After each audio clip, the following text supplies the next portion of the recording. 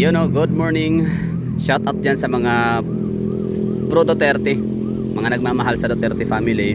At syempre, shout out din sa mga anti-Duterte, no? Sa mga naghi-hate, no, ng sobra sa mga Duterte. So, kayo yung bali aalayan ko itong video na to.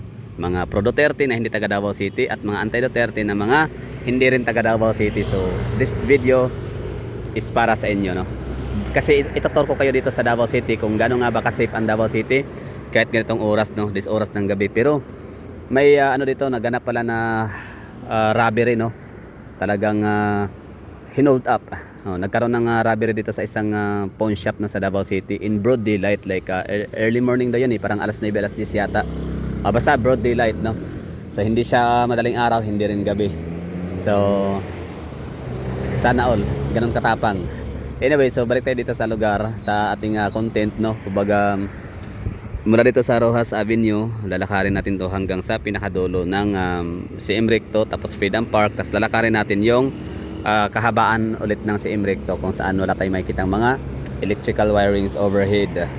Yun lang, bali ano bang punto sa video na to? Yun nga, bali gusto ko ipakita sa mga anti-Duterte na ang Davao City is still safe city pa rin siya, no. Kahit pa pinag-initan itong syudad namin ngayon ng national government, di ba? So yung police visibility namin dito as is ho siya, no.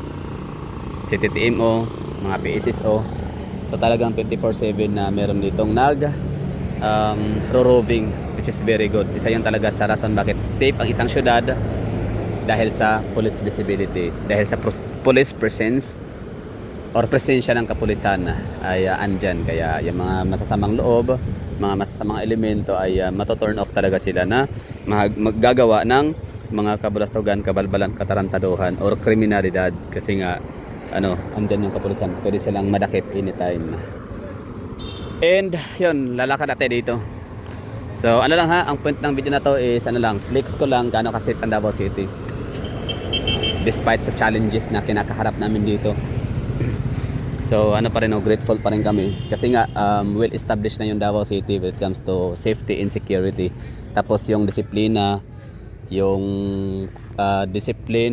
peace and security culture ng taga Davao or ng mga Davaoenyo ay well established na talaga siya. Like nakasanayan na ho talaga namin na maging observant, maging vigilant sa paligid-ligid, no. Kung meron kami nakikitang medyo kahina-hinala or medyo hindi siya pangkaraniwang mga unusual na mga movements ng mga tao at mga bagay, so agad-agad namin yan na pinagdududahan at pagbibigay alam sa authority. Di ba? Ang ganda ng namin dito, park, linear park. So this is Rojas Avenue.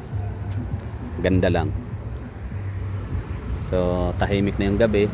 And wait lang, balikan natin to ditong area na to dito kasi andito na naman tayo.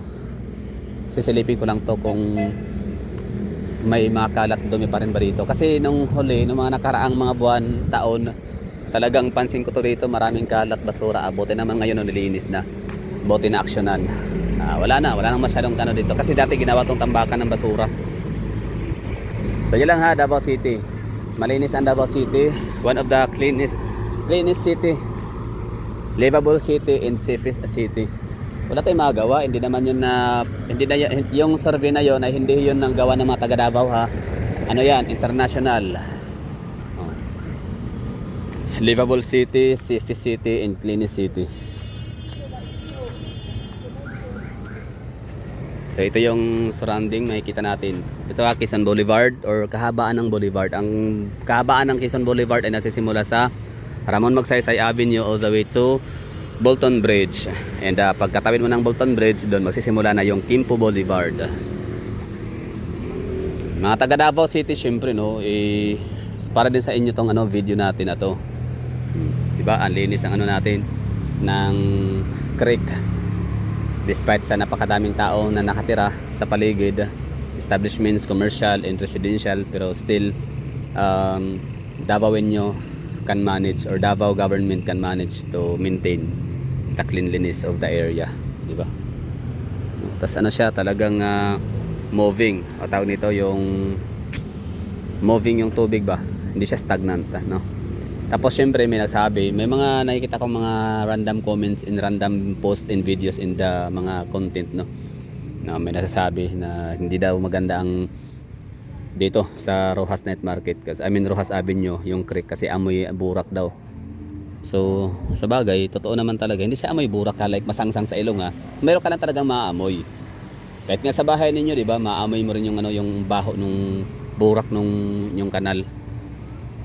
Maliit lang yon na kanal, di ba? So dito pa kaya na halos lahat ng mga establishments, yan, dito tumatagos yung mga residue o tawag dyan, mga dumi, no? I mean mga tubig, pinaliguan, CR, pinagugasan galing sa mga restaurants and carinderias, ganyan yan. Paris overload. Okay, so ang gagawin natin ngayon dito, maglalakad lang tayo. So itong portion na to dito sa left side, o ito na side, kung papunta tayo doon, syempre we're facing pa northeast, no? So ano siya, medyo madalang lang yung pagkakataon na, or yung chance or opportunity na ma-feature natin to dito, kasi most of the time dito tayo sa kabila na nagba-vlog, naglalakad. So yan lang, gusto ko lang i-tour ko kayo dito. Lakad-lakad natin dito bago matulog. So maaga yata ako matulog ngayon, like siguro mga alas 5 ng umaga, alas 4 kailangan matulog na para maagang magising mamaya, at may ano pa, no, lakad. Meron yung ano, special transaction mamaya. So yun, no, mga anti-Duterte, shout out ho sa inyo. Ito yung lugar namin, nasa Davao City. Maliit lang to na portion. So tsaka mga pro Duterte, maraming thank you din, no, sa inyong pagmamahal, kasi kahit pa hindi kayo mga taga Davao, still, no, napaka unconditional love na binibigay niya sa Duterte family. Napaka ano yan, no, napaka blessing so yan sa mga taga Davao mismo, kasi yung aming ano dito, pinakamamahal na mga leader ng mga Duterte family ay mayroon pa rin silang lakas ng loob na magpatuloy, no, sa kailang mga bukasyon sa buhay. Kasi bukasyon tawag diyan, di ba, yung pinanganak ka sa mundo. Ano bang bukasyon mo? Ano bang purpose mo sa mundo, sa earth, di ba? So marami yan eh. Ikaw, bukasyon mo maging padre de pamilya, maging tatay, maging asawa. Bukasyon mong maging mabuting anak, mabuting kapitbahay, mabuting kapitan, kagawad. Di ba? Magiging bukasyon mo magiging pare, preacher, di ba? Ganun na. So yung mga Duterte, ang pinili na bukasyon ay napakahirap. Alam mo yun? Oo, napakahirap ng ano, pamunuan mo yung isang napakalaking syudad, pinakamalaking syudad sa buong mundo noong araw. Kanya hindi na daw Davao City yung pinakamalaking syudad sa buong mundo, kundi ano na daw, parang New York, I don't know. So ano, pakisabi nga dyan, comment. Wala akong time na wala ako sa mood na mag google. Maki-google na nga lang, no? Tamad-tamad pa. Sige, nabigyan ko na yan ng trabaho. Paano, paying favor na lang. So ano na ba ang pinakamalaking syudad sa buong mundo? Kasi dati, pagkakaalam ko, Davao City ay record holder, no, as a largest city in the whole world, hanggang sa merong isang syudad na nakakuha ng title. So yung bukasyon ng mga Duterte, napakahirap niyan. Pamunuan mo yung isang syudad na napakalaki, or minsan ay naging isang pinakamalaking syudad sa buong mundo. Tapos merong population na 2 million. Aba, ano lang yun, yung population na 2 million na to, kasi yung habitant ho yun dito, yung nakatira, registered bona fide residents ng Davao City. Okay, so magkaiba yung population naman na galing, combination na siya, lahat from Caraga region, mga taga Central Mindanao, taga Sacsargin, even mga taga Zamboanga Peninsula, nandito rin sila, no, natatrabaho. Marami mga call center agents, kasi sila yung pinaka-advantage pagdating sa Spanish na account. Di ba, dalawa yung English at sa Spanish. So yung Spanish kasi mas mahal daw sahod nun, parang doble daw yata, times 2 yung sahod kumpara sa English. So ngayon, sino lang ba yung medyo may kapasidad na mag-Espanyol, di ba? Siyempre yung mga taga Zamboanga Peninsula, sila yung yung mga Chavacano. Like 50% na ng lingwaheng salita nila ay galing sa salitang Espanyol. So tayo mga Bisaya, mga Tagalog, o ano man na mga ethnicity natin. Galing naman yung salita natin sa Espanyol, siguro mga 10% or 5% lang, di ba? For example, kutsara, plato, tinidor, lamesa, di ba? Kalesa, karwahe.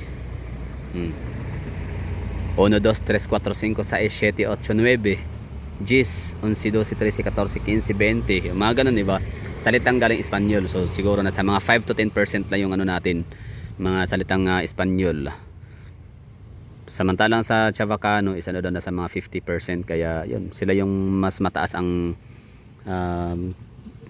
chance na matanggap or makapagtrabaho as call center agents Spanish account. So yun, so ibig sabihin hindi lang taga Caraga region. Sa mga hindi nakakalam dyan sa geography, so ganito lang ha, since andito na kayo nakikinig sa akin. So ang Caraga region is yun po yung Agusan del Sur, Agusan del Norte, Surigao del Sur, Surigao del Norte, Dinagat Island. Okay? So ano ba yung kanilang pinaka-kabisira or pinaka-capital city or pinaka-regional city ng Caraga region? So it's Butuan City located in Agusan del Norte. Yun. So syempre sa probinsya nila ilan ba yung kanilang mga kabisira, no, mga capital city. So capital town. So Dinagat Island hindi ko alam kung saan. So sorry na. So sa ano naman, Surigao del Norte, it's Surigao City. Sa Surigao del Sur naman, it's Tandag City. Agusan del Sur, it's pinakamalaki, most populous and the most progressive city. I mean hindi siya city, is municipality lang pala.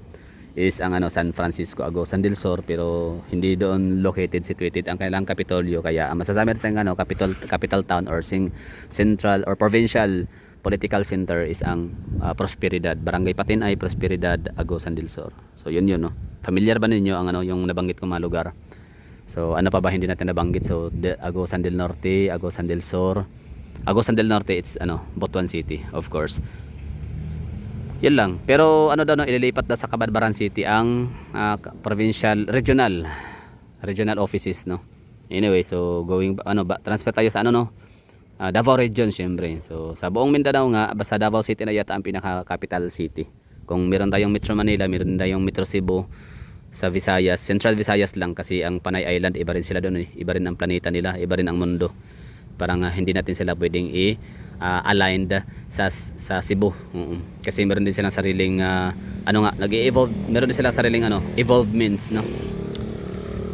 Unlike sa Mindanao, although masasabi rin natin na ang mga taga CDO ay meron din silang sariling evolved means sa kanilang city. Mostly actually mas marami pang ang mga taga Cagayanon, mga taga Northern Mindanao ang mas pipiliin nilang magpunta sa Cebu rather than Davao. Tama ba ako mga taga Cagayan de Oro City, mga taga Northern Mindanao? Let me know in the comment box.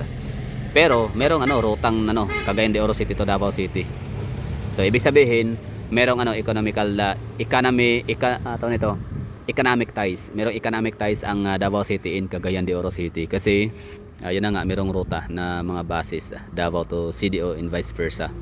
And also Davao to Iligan or Davao to Zamboanga, no, via CDO. Ganon yun. So ibig sabihin ganun pa rin, Davao City is still the capital city in the Mindanao. So kung kayo yung mga anti-Duterte, so yan po yung dito, history ng Mindanao. Bakit solid ang Mindanao talaga pagdating sa Duterte. Hindi kung pagbabasehan ang mga kongresista, mga congressman, mayors, mga governors, ng mga LGUs sa buong Mindanao, syempre maka BBM. Maka Martin Romualdez, kasi nga pera ang usapan kasi diyan. So pag pera usapan, sino lang ba tayong mga ordinary citizen, mga Pilipino na pipiliin ng ating mga congressman? Syempre pera yung mga yan. Di naman yan sila tumakbo para magserbisyo. Yan, char lang nila yan. Kumbaga kaplastikan lang yan, kahipokrituhan. Tumakbo talaga yung mga kongresista, karamihan. Kita naman natin ngayon, 150 million ang bawat pirma. So pledge of loyalty worth 150 pesos. Loyalty nila kay Martin Romualdez. So pag pipirma ka ng impeachment case laban kay Sara or impeachment against Sara Duterte, so yan, meron secured mo na yung 150 million budget para sa kanilang districts. Pero syempre yung 150 million hindi naman nila yon talaga gagawing gagawang kalsada I mean gagawang kalsada, yung ano lang, yung siguro nasa mga 10 million ang budget pero siyempre overpriced, lalagay lang ano, mga 150 million ganun. So yan, kurakot nila yung ano 140 million. Kaya nga sila nakabili ng ano ha, mga Gucci, mga ano pa yung mga sikat na mga Burberry, di ba? Mga sikat na mga Balenciaga, mga basta mga branded, for example Stila Kimbo, di ba? Ang dami niyang pera. Saan galing yun? Hindi naman sila talaga yung typical na mga elitista, di ba? Hindi naman sila kamag-anak ng mga Lopez's, ano, ng mga Ayala, mga Gokongwei, hindi naman siguro ng mga pamilya ng mga mga Villar.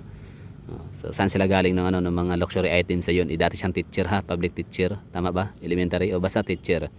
Hindi natin naman nilalang ang teacher kasi magaling na mga teacher ho. Ano yan, mga frontliner natin yan, no? Kumbaga walang doktor, walang mga scientist, walang mga mathematician, kung walang mga teachers, mga basic educators natin sa Pilipinas. Pero pag usaping sahod, siyempre 30,000 di ba ang entrance, or 35,000 ang entrance na sahod ng teacher. Sabihin natin ano siya, PhD na yung level ni Madam Stila Kimbo. Pero parang hindi naman siya PhD ang level kasi parang aanga-anga nga siya, di ba, magsalita. Ano siya, parang stuttering siya magsasalita, so hindi siya ano, hindi ako maniwalang PhD siya. Magkano ba sahod ng PhD? 100,000? Hindi pa rin, no? Sabihin natin ano, congressman 300,000 to 200,000 to 300,000 ang kailang sahod monthly.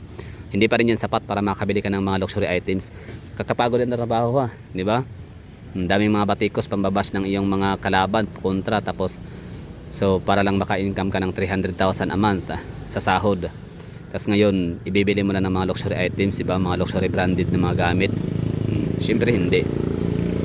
Kasi maliit lang yung 200,000 to 300,000, tapos pamilyado ka pa, di ba? Tapos meron pa yung ano, meron pang lalapit sa iyo na mga constituents, mahingi ng tulong. So hindi maiiwasan na magagalaw mo yung iyong sariling pera. So kasi minsan mauubusan ka ng budget, di ba? Na short yung allotted o yung ano, yung allotment lang sa iyong opisina, sa iyong district office ay ano lang, nasa sabihin nating 100 million para pambigay ayuda. I mean, ano, assistance, hindi ayuda, no? Assistance sa mga nangamatay, pangkabaong, o embalsamo, pang ganun, o mga pambiling gamot, o ano pa man dyan, no? Na mga uniforms of mga hinging tulong, no? Ng mga constituents. So, syempre, napakaliit talaga ng ano, no? Ng 100 million kung tutuusin, o 150 million para sa napakadaming mga beneficiary or possible na beneficiary. Pero si Stila Kimbo nakabili ng mga high-end na mga gamit, di ba? So dinaig niya talaga sila, sa totoo lang, si Marian Rivera, si Heart Evangelista, tsaka si Chinky Pacquiao.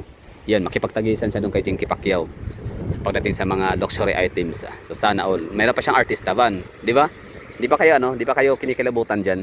O sa ano nga, sa mga nagagalit kay ano, kay VP Sara Duterte dahil sa 125 million pesos na confidential fund na kanyang na-spend niya within 11 days. Na kahit pa in-explain na ni VP Sara ng paulit-ulit ay hindi rin naman kayo din nakikinig. Ganun, di ba? So kailangan niyang gastusin kasi nasa rules and regulations na lahat ng mga budget na na-release sa inyo ay dapat hindi siya maaabutan ng cut-off ng parang January 31 yata. Kailangan year-end makapag-submit na kayo ng inyong mga reports na dyan napunta ang pera, lahat-lahat. So kailangan yung gastusin. Di ba? Syempre, bigay-bigay, wala nang ano, kasi ang intention doon ay para magastos yung pera. So lahat ng mga dapat bilhin, lahat na dapat bayaran, lahat na dapat gastusan. Ayun, ubos ang ano, ubos ang 125 million in 11 days kasi kailangan. Kasi nga hindi siya pwedeng maabutan ng next year, ganun. So di ko alam kung mayroon bang sanction, may parusa ba pag may ano ka, mayroon kang natirang budget hindi nagastos sa binigay na period of time. Yun lang. So bali tuloy tayo dito sa paglalakad. Sa inyo tinutukoy ko sa inyo ha, na mga anti-Duterte. So ito yung lugar namin dito, napakalinis. Talian ang black lamp, post o green fence. Ito yung lugar namin dito. This is Rojas Avenue. Dito wala kang makikita dito, mga kawatan, yung mga taong grasa. Walang ganun dito. Yung talagang matatakot ka na baka may manghablot ng cellphone. Walang ganun dito sa Davao. Yung mga nagkakaroon ng hold up broad daylight, wala yan, ano yan. Meron tayong ano dyan topic, no, mga bukas siguro sunod na araw pag-usapan natin yan. So meron silang lakas ng loob na mag hold up in broad daylight, tapos ang motor na sinakyan nila ay sira, no. Oh. Ano yun? So di ba? So may lumabas na balita na huli yung isa at kumanta na ang purpose daw talaga nun ay siraan daw ang Davao City. Sirain, gano'n, no? Bahiran. Kasi nga Davao City is a safe city, di ba? Based on facts ho yun. So ngayon, gagawa sila ng eksena sa Davao City para magkagulo ang Davao City. So ang mga tao na hindi pa nakapunta ng Davao City, imbes na boboto pa sa mga ipopromote ng mga Duterte family, hindi na lang, kasi hindi naman pala totoo na safe ang Davao City. Hindi naman pala totoo na magaling as leader itong mga Duterte family. Kasi kung magaling pa sila, bakit gumagawa sila ng kwento na hindi naman pala totoo, kagaya nung Davao City is the safest city in the Philippines. Bakit may hold up? Broad daylight pa. Ganun. So ibig sabihin, talagang may drama, no? Pelikula lang, no? Acting. Actually mga taga Davao din naman talaga naniniwala doon, eh. Ako lang akin. Ang ano ko lang doon, yung aking analysis. Unang-una, sa Davao City bawal dito ang may back ride. I mean, ano lang, bawal dito yung overload. Tama ba, overload? Overloading. Basta yung bawal yung dalawang back ride. So dapat dalawa lang talaga dapat ang sakay ng motor. So driver tsaka yung back ride, no? Pero tatlo sila. Tapos pangalawa, bawal dito walang helmet. Sila walang helmet, 'di ba? Tapos saan sila galing? Tapos pangalawa, yung motor nila huli 'yon kasi may kulang sa basta, 'di ba? Mga ganun, yung may mga sira, walang headlight, walang side mirror, walang yung mga hazard lights, walang ganun. So bawal 'yun. Doon pa lang, no? Matitikitan ka na. Ano pa sunod? Ha? 'Di ba? So doon pa lang talagang siya, nakapagtataka. Very very impossible na yung mga hold upper sila, no? Yung mga robbers ay mga expert. So sila talaga ay binayaran lang. Basta drama lang. So yun nga, ang isa ay umamin. Tsaka mga taga Albera Leyte. Sino ba ang sikat ng galing sa Albera Leyte? 'Di ba si mga Espinosa family, yung dating mayor ba yun or vice mayor na napatay sa Tokhang, si Kerwin Espinosa. Anak 'yon, 'di ba? Na di ko alam kung vice mayor ba o mayor, basta yun. Parang si Paro Hinog lang din yan ng Osamis. Vice mayor sa mayor. So nakapagtataka, very impossible, very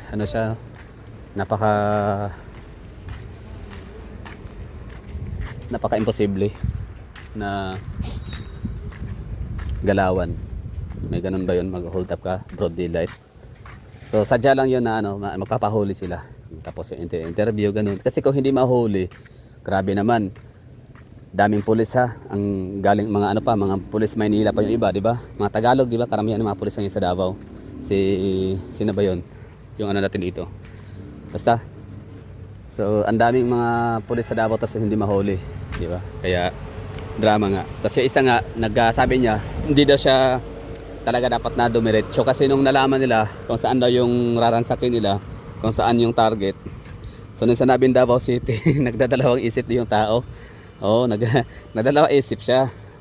Kasi sabi, siguro binigyan lang siya ng binigyan siya ng assurance na walang problema, okay lang kasi yun nga, stage lang siya, stage performance.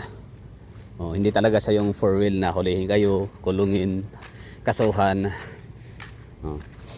So kaya yan, pumayag na siya.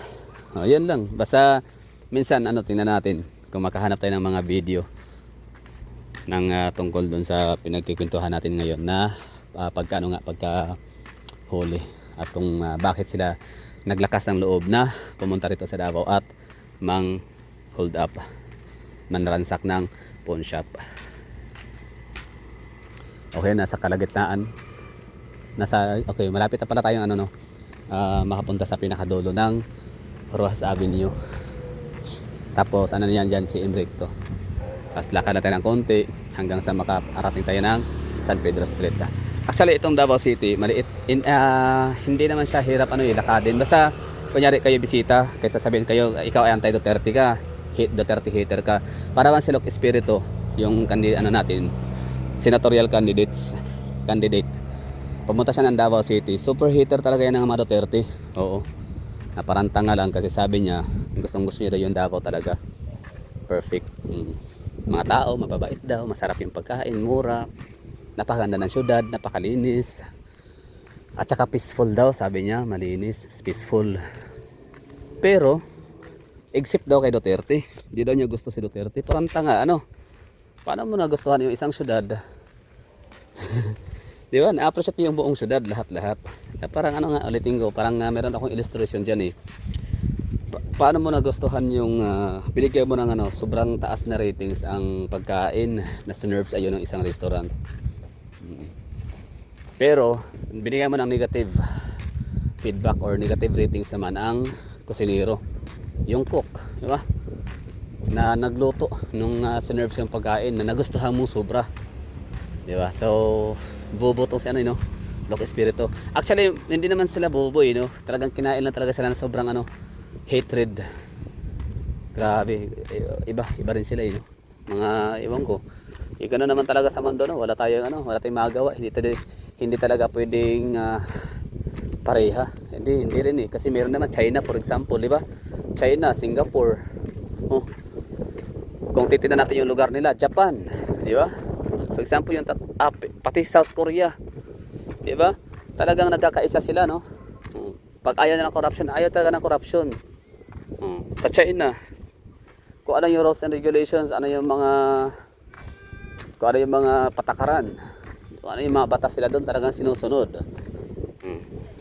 Kaya tinami yung mga mayayamang mga nasyon sa mundo, sila yung mga nagkakaisang mga tao, mga citizens, yung hindi sila walang mga may food feeding.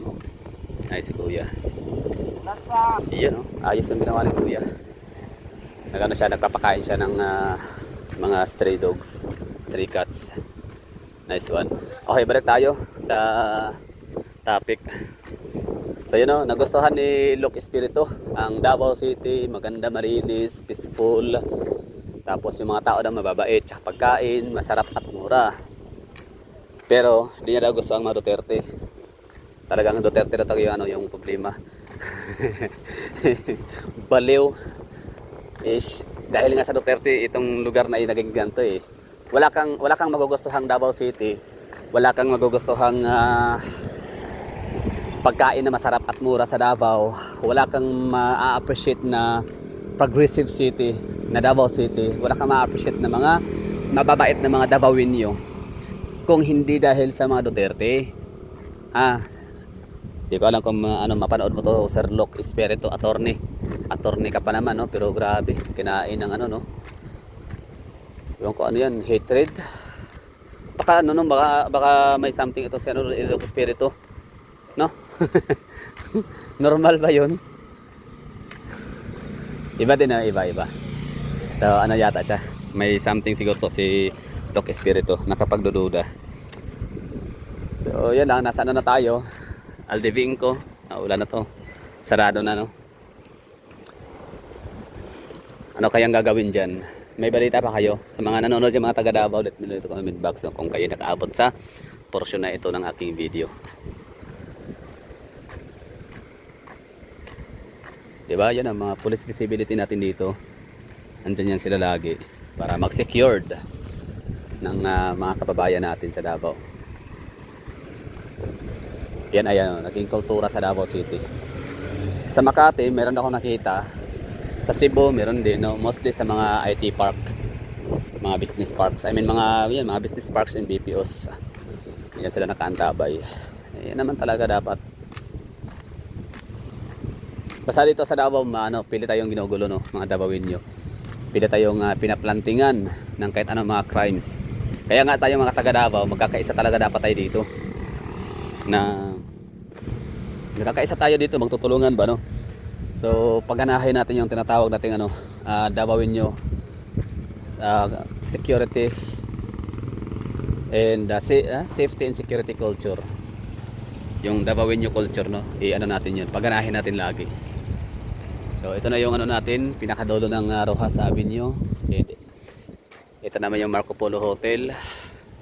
Tagal, no? Nag-aabang pa tayo na ano dyan makapunta. Mag-open na kaya yan, kailan kaya na makapag ano tayo ulit dyan, dine in, no? Huli kong punta dyan, I think 2016, 17, not really, 2018 pwede, para 2018 yata ang huli kong punta dyan sa Marco Polo. 2017 kumain, sarap na mapagkain nila, syempre buffet. So this is Emrecto Street. Ang gandang kalsada, napakagandang highway. Wala kang makikita ang mga ano, electrical wirings.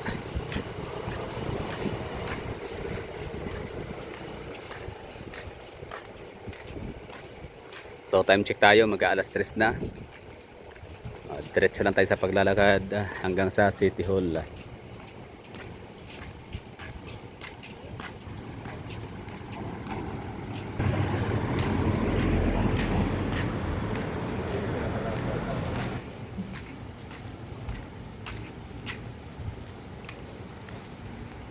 Di ba? Shout out ha, mga pro Duterte na hindi taga Davao City. Ganito ka safe ang Davao City. Ganito kaganda ang Davao City. Kahit madaling araw, ligtas ka, safe ka, feeling safe ka talaga dito. Sa mga anti-Duterte naman, kumusta naman yung lugar ho ninyo, no? Except sa mga taga Iloilo City. So, ito mga taga Iloilo City, parang sige, bigyan ko kayo ng ano, parang okay lang, no? Naiintindihan ko rin kayo kung bakit din kayo sobrang proud ka sa inyong mayor. Kasi nga ng inyong Senator Miriam Defensor Santiago. Hindi lang naman siguro Iloilo ang proud sa kanya, no? Halos lahat ng mga Pilipino. Appreciated si Miriam Defensor. So Iloilo City, maganda rin sila na lugar. So okay lang yun, no? In fact, kung medyo pagdating sa mga paganda nito, yung mga painting, mga artistic gano'n, no? Very artistic ng ng Iloilo City. Yung mga drawing talaga yung kailang mga walls, mga Center Islands, mga pader, basta maganda at malinis din syempre. So okay lang yun, pero yung iba dyan na mga except sa mga taga Iloilohan ng mga anti-Duterte. Kumusta yung lugar ninyo? Kasing yaman ba ng Davao City? Sige nga. Paki-drop down ng inyong syudad. Kasing ganda ba ng Davao City? Kasing linis ba? Kasing yaman ba? Kasing mayroon ba kayong ganito? 'Di ba? Mayroon ba kayong underground cabling system? Wala. Diba? Kasi kurakot mayor nyo. Kurakot ang inyong district representative. Diba? Kasi kurakot ang inyong governor. Ganon yun. Tapos may gana pa kayong magalit sa mga Duterte. Akusahan yung kurakot. Diba? Hindi Akusahan yung kriminal. Hindi Wala naman tayong narinig dito na inabuso ng mga Duterte. Wala tayong narinig sa Davao City na binubuli nila. Di ba? Na alam mo yun, yung anak nila ay nagloko. Ay ibig sabihin may mga anak, mayroon ba silang anak na nagwawala sa bar? Di ba? Sa mga beer house. Meron ba silang anak na nahuli sa EDSA? Di ba? Si Sara Duterte nga nung mayor siya. Nakalimutan niya at nalito siya sa speed limit ng lugar. So imbes na magpatakbo lang siya ng 40 km/h, ang kanyang itinakbo is parang almost 60. Kasi akala niya talaga ay 60 km yung lugar na yun. Iyon, natikitan siya nung pagbukas sa kanyang so pinara siya nung si TTMO. Yung nakita siya na si mayor pala to. Ayun, nagpatikit talaga siya. Tikitan mo na ako, nahuli mo rin naman tikitan mo na ako, yun. Siyempre takot siya, baka mapagalitan o matanggal yung ganun, di ba? Siyempre mayor yun. Pero hindi niya ginawa yun na porket mayor siya. Hindi niya ginamit yung kanyang baraha as mayor. Kasi ano siya, kailan niya pa rin sumunod sa batas. So yun, naka-violate siya ng ng violation, no? Ng rules and violation na violate niya. Ay ayan, diretso. Ticket. Ganun yun, no? Meron ba kayong ganitong mga basurahan? Ganyan ba ka-high-tech ang niyo dito? Yun yung mga garbage truck collector. Meron ba kayong 911? Di ba wala? So I think magbago na kayo ng ugali. Huwag nang i-hate ang mga Duterte kung hindi rin naman talaga kayang lagpasan ng inyong mayor, ng inyong congressman, ng inyong governor, ang mga achievements ng aming lugar, di ba? Wala nga kayong di ba? Wala kayong underground cabling system gaya nito. Ganda kaya. Meron ba kayong mga masisipag na garbage collector na in the middle of madaling araw, in the middle of dawn, nangungulikta ng basura? Di ba wala? Only in Davao na siguro. Nakalagay Davao, life is here.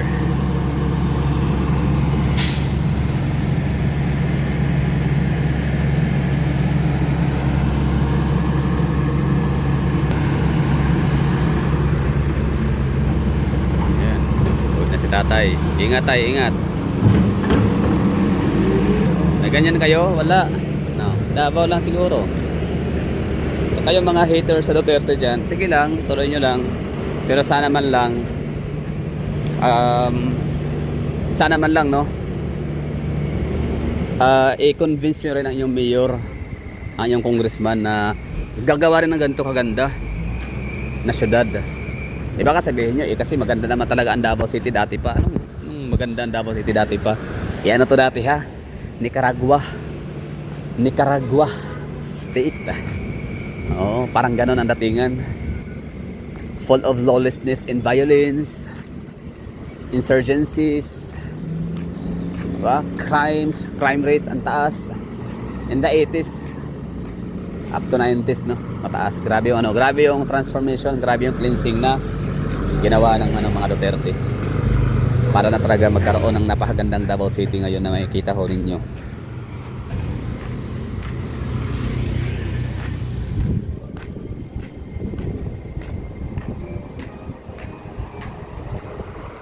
Wow. Itong ang sagana siya sa una? Ha? New Canton Restaurant. Di ba kagubaon naman di ba? Yan na sa mga hater dyan na mga Duterte. Parang wala kayong karapatan hanggat hindi maganda ang iyong syudad. Dito kung mataga Iloilo, pwede sila mang hate kasi maganda din ba talaga lugar nila. Okay din naman. Ganda ng Davao, linis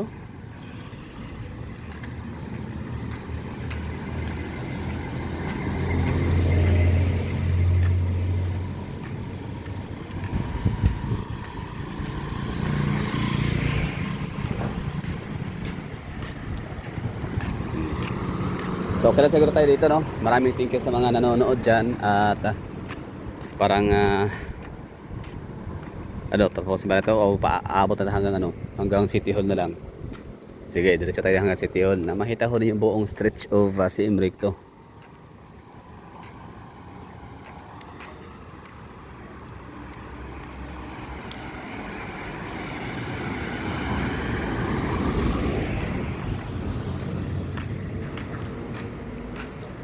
So sa mga nakaabot dito na video, no, let me know in comment box kung taga saan ho kayo, anong lugar ho ninyo sa Pilipinas.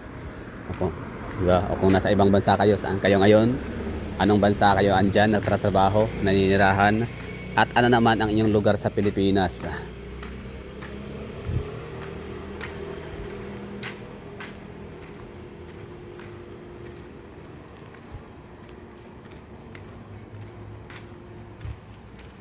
Diba? Ito yun, no? This is Davao City. Ladies and gentlemen, Duterte hater, pro Duterte na hindi mga taga Davao City. welcome to the club, no? Maraming thank you sa pagpunta dito sa aking channel. Sige nga, yung mga ano ninyo, mga kami natatawa lang ako, taga Davao myself, no? Talagang natatawa lang ako sa mga banat ninyo. Andiyan kasi yung mamamatay tao. Nang mamamatay tao. Baka siguro, ano, baka nga mas marami pang napatay yung inyong ano eh. Napatay na inosente, yung inyong mayor, yung governor, tsaka inyong congressman dyan. Baka nga siguro ano yun eh, mga narco-politician, yung inyong ano dyan, congressman, mayor, di ba? Pakikumusta. Baka sila ang rason, no? Baka ang inyong mayor, governor, congressman ang mga nagiging rason bakit talamak ang droga sa inyong lugar. Kasi isa sila sa protector, no, ng mga narco. Baka isa sa mga protector ng ano, mga nagdinegosyo ng ano, pinagbabawal na mga gamot.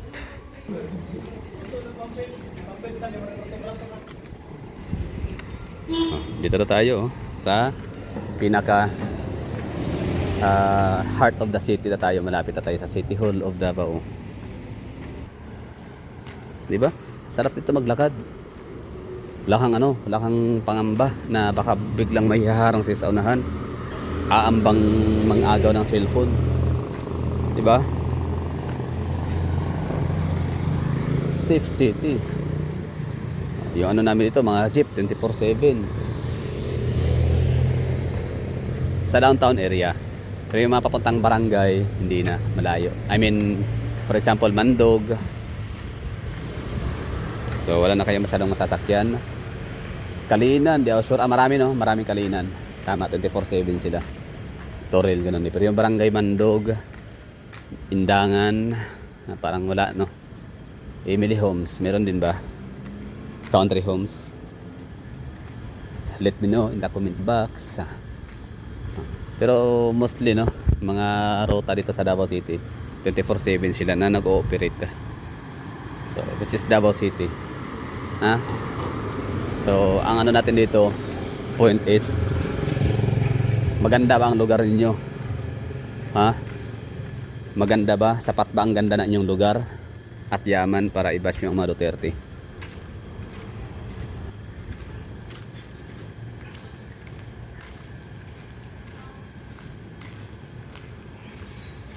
So kung maganda, if your city is beautiful enough, progressive enough, safety enough, o di ba? Edi sige, go ahead. Bash all you want. Sabihin mong magnanakaw ang mga Duterte, kurakot, sabihin mong mamamatay tao ang mga Duterte, kung ang inyong lugar ay safe. Kung wala bang naitalang ano dyan, mga tawag nito, hold up. Yung ano yung hindi stage dito kasi may hold up dito sa ano, sa aming pawn shop dito sa Davao, pero hindi naman totoo. Di ba? Stage nga lang siya. Kumbaga, ang intention ay para sirain ang reputasyon ng Davao City as safest city in the Philippines.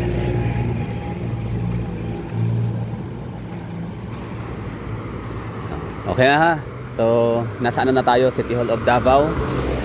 Ngayon, ang i-ano ko na sa inyo ay kung maganda ang inyong lugar, kasing ganda ng Davao City, or mas maganda pa kung kasing safe ng Davao City ang inyong lugar, edi congratulations. So sige, bash nyo na ang ano, mga Duterte family. Pero syempre, ipakilatag muna ng inyong syudad kung taga saan ka. If you're coming from Iloilo City, sige, wag na. Okay na ako doon. Kasi maganda. Basta yun lang, Iloilo City lang yung ano, bigyan ko ng karapatan na i-bash ang Duterte. Ibig ko sabihin is, kumbaga meron silang karapatan na magyabang na maganda ang lugar nila, progressive, mayaman. Kasi totoo naman talaga, hindi yun ano lang, hindi siya gawa-gawang kwentong barbero lamang, no? So for real, Iloilo City is indeed one of the best city in the Philippines. Pwede na silang gawing benchmark. Okay na tayo dito, no? We're done. So ano na tayo, ito na yung pinaka home base natin. Pero syempre ano pala tayo, City Hall of Davao syempre. Pinaka ano natin. Gagawa pa tayo ng ano, another topic sa City Hall of Davao. At syempre gagamit din ng Wikipedia. Ito yung ano ha, Cathedral, Metropolitan Cathedral namin to dito. Ng pangalan ay San Pedro or Saint Peter. San Pedro, no? Yan yung ano, patron or patron. Ito tayo. Oh, wireless pa rin to dito. Oh, meron ba kayong ganyan na ano, lugar? Wireless. Oy, wag yung ano ha, mga bobo diyan. Panigurado may magko-comment ay Taguig City sa ano, BGC. Si Ayala Makati, mabobo. Ayala Makati. Anong BGC? Hindi naman yan ano, hindi naman yan hindi naman yan public place. It's private property. Hindi yan pagmamayari ng government. Pagmamayari ng Ayala, ng Mega World, ang BGC. Yung Ayala naman sa Makati, syempre Ayala may-ari niyan.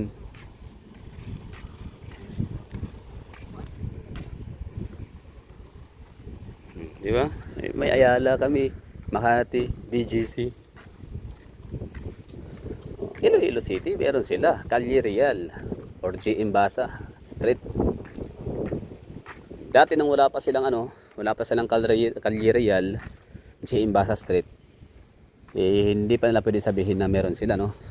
Kasi yung Mega World, ano yun eh, private property yun eh. Although Diversion Road, ayun, Diversion Road din pala. Di ba maganda Iloilo City, sabi ko sa inyo eh. okay lang na ano, kumbaga maintindihan ko talaga tong ano, itong mga taga Iloilo City na mang-bash kay Duterte.